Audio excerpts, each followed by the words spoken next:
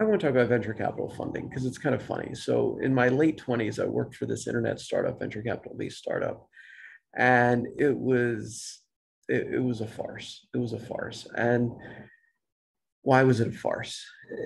It was the most contradictory thing a human being could ever imagine. So they had a lot of venture capital investors, and these investors, obviously, I don't think they were big money investors, but if they were big money investors, then it would have been worse, I think, But essentially, these investors, I think B2B Street got about $5 million in venture capital funding when all said and done. And what these investors ended up doing was every day just calling to make sure we weren't stealing their money. It was like crazy. I mean, I had no interest in stealing anyone's money. I was like, I wouldn't even think about why anyone would call to make sure I wasn't stealing. It was like, oh my God. And it was okay, doing it once, but it became a consistent thing. It was really ridiculous, I think, at the end of the day. And so I came to a conclusion. I'm like, these guys are sabotaging their investment on their own. Like, no one's making them harass us on a consistent basis, and yet they're doing this. So I kind of understood, like, this venture capital farce, it doesn't work for a lot of people, because when you have, the best people at a company not doing their job, but rather, focusing on telling people we're not stealing all the time. I don't know how anything's ever going to get done. And thankfully I wasn't part of the group that was alleviating, the people who worry about getting robbed. They kept me filtered from that. That's because I've just been, who are you? What are you doing? Why would you ask such ridiculous questions? But at that point, I understood venture capital is really just absurd. I mean, and I've learned over the years that it is as absurd as I just shared with you. Academically, in academics, I kind of knew, what I mean. But in academics, it seems as though exactly what I just shared is what ends up happening with high probability. Sometimes people can overcome that restriction, sometimes they can't, but it shouldn't be there, honestly. Anyway, so no big deal. So like me and venture capital is kind of like, nah, it's not going to work. So when I started Downtube, and it was obvious it was going to be all right. Everybody was like, "Can I give you money? Can I give you money?" I'm like, "We're good." No, we don't want the money. I don't want people calling me telling me I'm a thief. We're good. We're good. Anyway, so and I kind of, yeah, I've gotten like big money offers, like especially at the beginning, because everybody kind of knew when they saw the bikes. They're like, holy crap, you know what I mean? These guys selling these bikes for this price, and they're like so nice, and there's not much competition. So it was pretty clear. I think I knew, and everyone else knew, it was going to be pretty sizable for a while, and we did. We became pretty sizable for a while. Anyway, so but I refused everything, even when somebody would even begin to mention. I'm like, no, I have to go away, get out of here. I don't want it.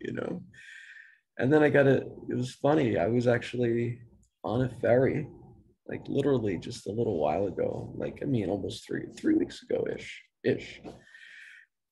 And I'm hanging out with these guys in RVs that have e-bikes, and we're talking about e-bikes and all this jazz. And I'm like completely blown away at how crappy these e-bikes are. I mean, they're just, they're mopeds, they're not e-bikes. You can't pick them up. I mean, you're likely to break your back.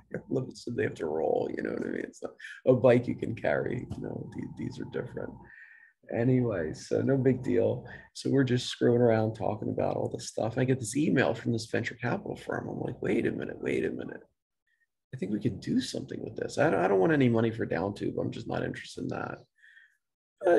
Actually, I could do something with e-bikes and use the Downtube brand and all that jazz. Like, yeah, this is interesting. We could do something with that.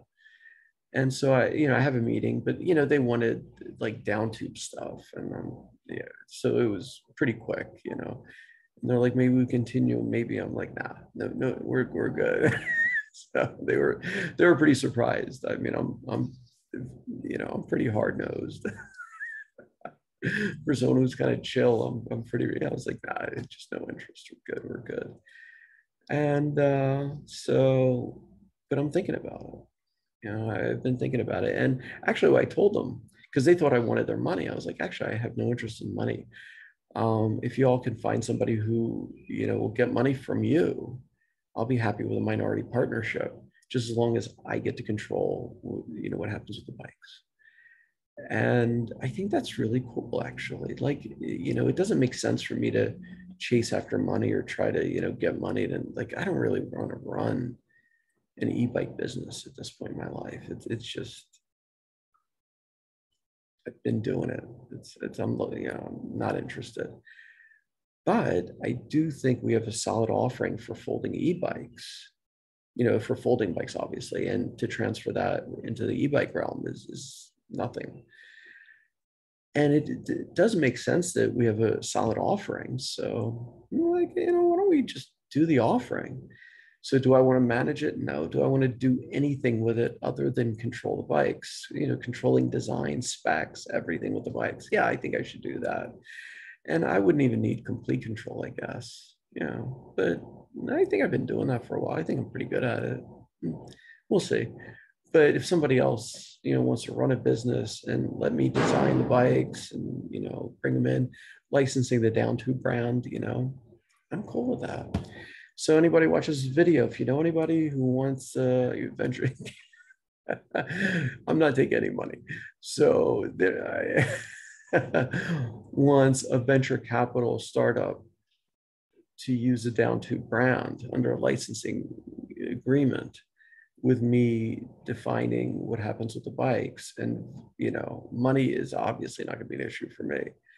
I think it's a good opportunity. Anyway, we'll see. Thank you for watching.